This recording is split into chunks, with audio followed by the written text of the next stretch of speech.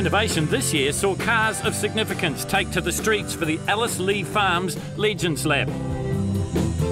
The oldest car in the field was a 1929 Series 62 Chrysler, driven by Murray Frew.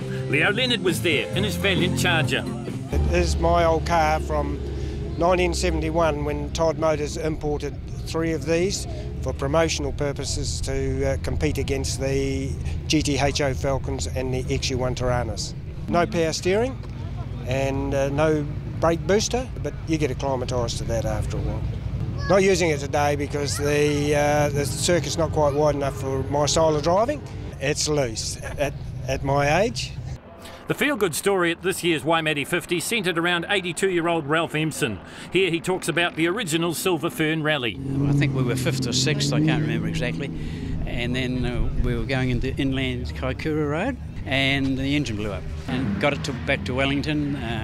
They stuck another engine in it overnight, then started last. Out of 140, I think it was, we passed 50 cars the next 2 days. So we had a lot of fun. Got to have a roof on the top. I'm not interested in sports cars or anything like that. I'm a tin top man. Ralph had come to Waimate with his son Steve to be reunited with this, his very own Holden Tirana XU1, now owned by Waimate 50 organising committee chairman Rob Aikman, and complete an original paint scheme and sponsors livery. On a high after his win in the rally sprint, Bert Murray elected to run his rally tyres and put on a show for the huge crowd that had turned up around the streets of Waimate.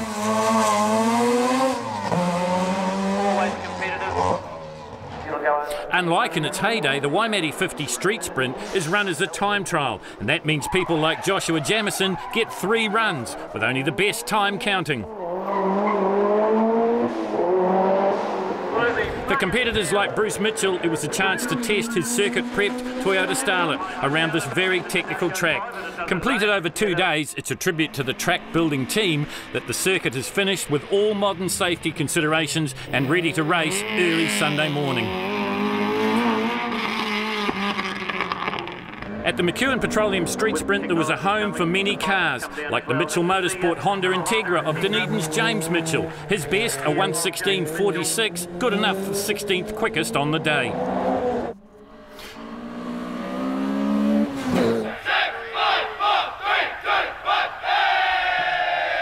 Christchurch's Marcus van Klink was looking for a good time. Let's take a lap with him here around the streets of Waimate.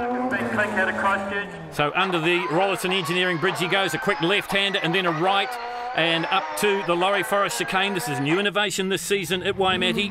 Around the chicane, just slows him down enough as he heads down Sherman Street into the CRT corner. Another 90-degree right-hander. It's a short sprint down and a left-hander into Queen Street, the main street. Now it's full throttle, full gas, up through the gearbox and then back down through the gearbox, hard on the brakes for the Waimate Pharmacy hairpin. And then once again, full on down Queen Street, waiting to turn left again, a 90-degree turn. And if he looks further left, he'll see the Bill Scott mural. He won't have time to do that as he heads down into the Lethwick Contracting corner, around the War Memorial. This has caught so many out today. And then it is back under the Rollason Engineering Bridge and then a full-on, full-throttle pass down the main street, flashing past the council buildings and into the flying finish. That's a lap of Waimate with Klinky.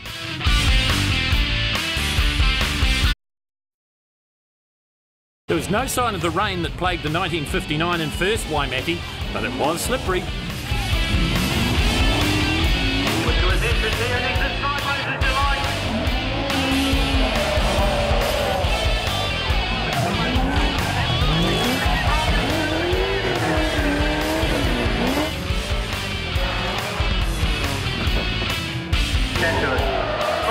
Round goes the number 127.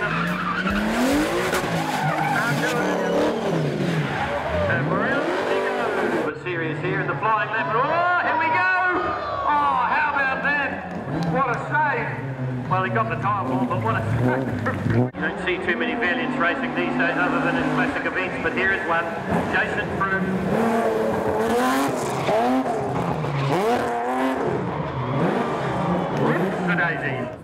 Also racing a Charger was motor racing veteran Jimmy Little.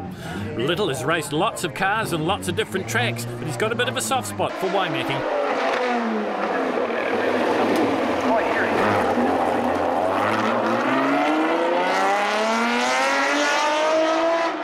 favourite parts after the racing, I think. You always go a lot quicker then than you ever did during the day.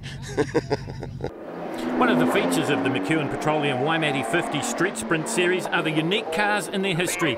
Now owned by Waimate resident Morgan Wallace, this Mark II Jaguar once partnered up Angus Hislop and the late great Denny Hulme.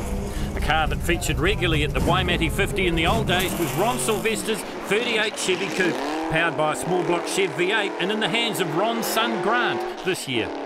Timaru's Jared Hanson had the 10th fastest time of the day in his Datsun 1600. Competing in the unlimited two-wheel drive class, he was up against much more powerful cars. And the familiar red, white and blue of the factory Datsun colours. Just getting a bit over anxious. It had been a full-on weekend for West Coaster Tracey Mann, competing in the White Horse Motors hill climb on Saturday where he finished 25th, and here in the sprint he would end up 9th overall. Tracey's been growing in confidence as he did yesterday at the White Horse.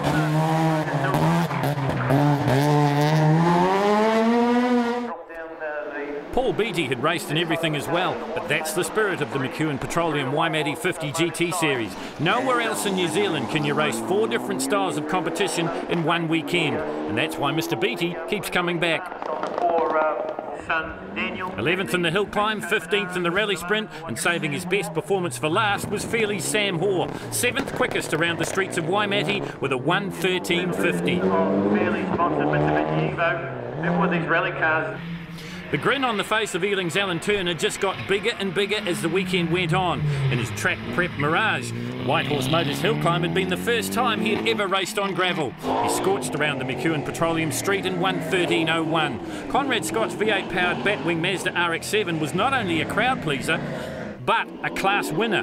He took out Class 2 unlimited two-wheel drive.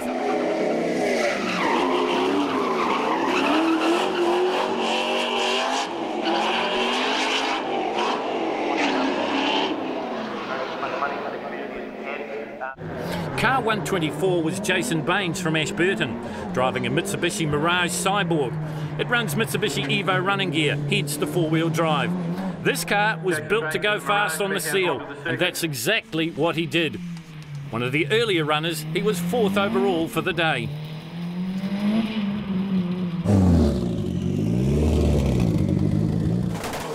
Elliot Charles knew he had a top 3 car, and when Mr Consistent Craig Malloy struck mechanical gremlins and only recorded 1 run, Charles was ready to pounce for the lead.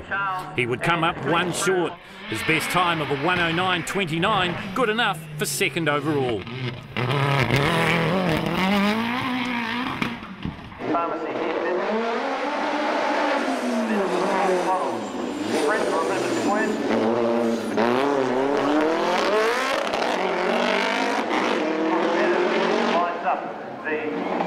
Left wing construction.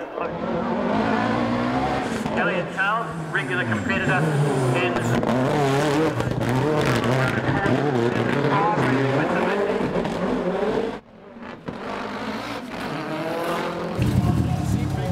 just as he had been at the Loot Jewellers Main Street Thunder the night before, the fastest man on the street was once again Glenn Frew.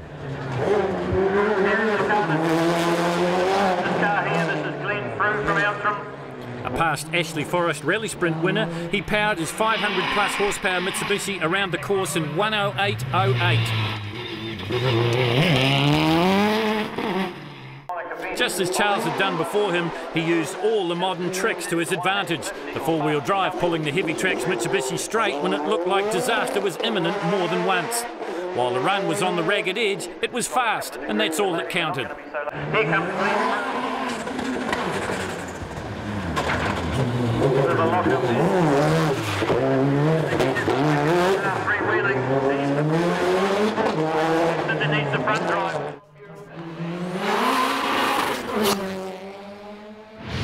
So Glenn Frew proves that his Mitsubishi Evo is the fastest thing on the streets of Waimate by taking the street sprint from Elliot Charles and Craig Malloy.